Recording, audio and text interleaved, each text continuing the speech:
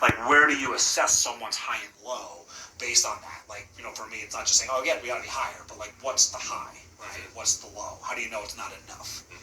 Yeah, so this is really where it comes down to the N of 1 programming stuff. So it's like I've worked with you long enough, I have a pretty good gauge of about where we need to be as far as deficit-wise, how will you handle those carbohydrates and all that kind of stuff.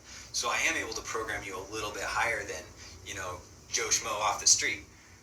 So again, with the AMPK stuff, the local metabolic phase that we're doing, it is more glycogen demanding, but it's also one of those phases where it's like you want to have that higher ratio of carbohydrates, but it doesn't necessarily mean that it has to be as high as like some other phases. So I think that's a mistake that people start to make when they start to understand this stuff. That's correct. Is they're like, oh, it needs to be high carbohydrates and low other things in this phase. It's like, but high is relative. Totally. Right? So it's like, let's say you didn't handle carbohydrates as well, your carbohydrates would probably still be the highest macronutrient, but it just wouldn't be quite as high, and the other things would be slightly higher. It's not like, oh, for this phase, it's like, it's